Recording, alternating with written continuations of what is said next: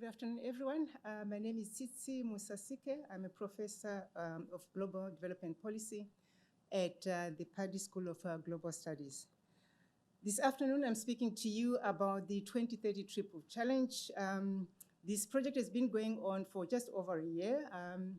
As you might be aware, in November, December last year, world leaders recommitted to the Paris Agreement and undertook to reduce greenhouse gas emissions by moving away from fossil fuels towards cleaner renewable energy by increasing, tripling really, the energy generation capacity by 2030 in order to avoid a temperature increase of more than 1.5 degrees Celsius by 2030. This entails scaling up the current renewable energy generation capacity from 3.3 gigawatts to 11.5 gigawatts, an increase of 8.5 gigawatts, which is 3 times the current capacity. Sub-Saharan Africa's target or share of this increase is to scale up to 300 gigawatts by 2030 from the current capacity of 40 gigawatts, an increase of 260 gigawatts. And 750 million people in Africa have no access to energy.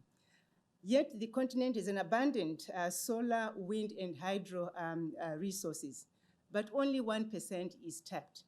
By addressing this 2030 challenge, the region has got potential to address SDG 7, affordable clean energy, and also SDG 8, economic growth and decent jobs. We know that funding is not a problem. There is $3 trillion sitting in pension funds, US pension funds. The problem is a pipeline of bankable projects. What do I mean by bankable projects? I mean projects that can tick 4 boxes. The first one is economics, is economically viable. The environmental aspects, it has to tick the social aspects, job creation, and also to address gender mainstreaming. And the fourth one is governance. Is the project properly procured? At the pre-feasibility phase, we know that this is where the bottlenecks are. I've already said that there's $3 million sitting in US pension funds that is waiting in the financial close phase.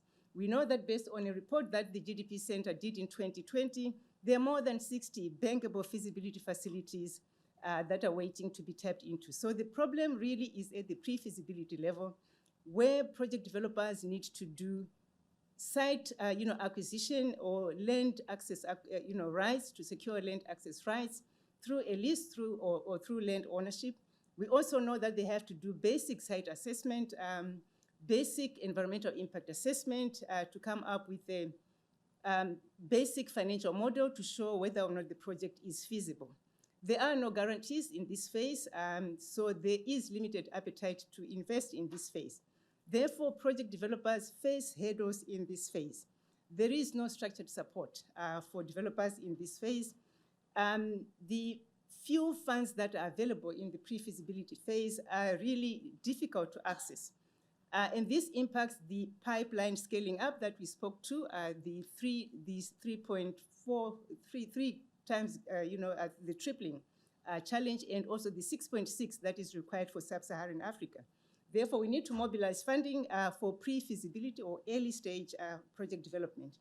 We therefore working on a project with the GDP Center on evaluating the efficacy of Africa's pre-feasibility facilities for renewable energy and energy access.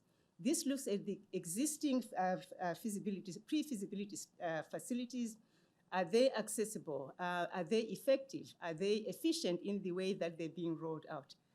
That's my brief for this afternoon. Thank you very much, everyone.